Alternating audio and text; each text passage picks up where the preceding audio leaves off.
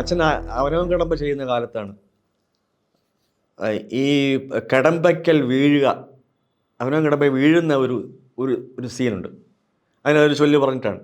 അപ്പോൾ അവിടെ ഇതെങ്ങനെ കടമ്പയ്ക്കൽ വീഴും എന്നുള്ളൊരു ചിന്തയിലായിരുന്നു അച്ഛൻ. അപ്പം അങ്ങനെ ഒരു യാത്രയിൽ പോകുമ്പം തകഴിയിൽ അതിന് അങ്ങനെ ആ ഒരു ഭാഗം എങ്ങനെ കാണിക്കും എന്നറിയില്ല.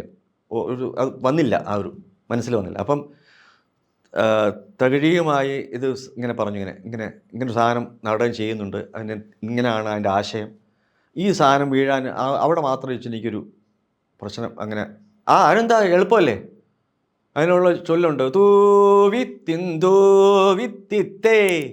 ആണ്ട കളി വന്നേ അവനവൻ കടമ്പയ്ക്ക്. ഇത് ഇങ്ങനൊരു സാധനം ഇതിന് തുടക്കം കിട്ടിയത് തകഴിയിൽ നിന്നാണ്. ഈ തൂവിത്തിന്തൂവിത്തിത്തേ ആണ്ട കലി വന്നേ എന്ന് പറയുന്ന. അപ്പം ഇങ്ങനെ നാട്ടിൻപുറത്തെ പ്രയോഗങ്ങളും പാട്ടുകളൊക്കെ അറിയാവുന്നൊരു വ്യക്തി കൂടിയാണ് തകഴി.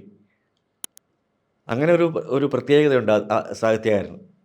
സാഹിത്യം മാത്രമല്ല, ആ നാട്ടിൻ്റെ സകല തുടിപ്പുകളും പല കുഞ്ഞൻ നമ്പ്യാരെക്കുറിച്ചും ആ നാട്ടിന് ചുറ്റുമുള്ള കൃഷിപ്പാട്ടും ഒക്കെ ഹൃദയസ്ഥമായ ആയിരുന്ന ഒരു സാഹിത്യകാരൻ കൂടിയാണ്. ഇപ്പോൾ വേറിട്ടൊരു ആ നാട്ടിൻ്റെ മണമുള്ള ഒരു സാഹിത്യകാരനാണ്.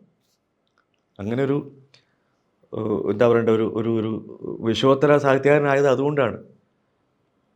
ആ നാട്ടിൻ്റെ പേരും നാട്ടിൻ്റെ സംസ്കാരവും ചുറ്റുമുള്ള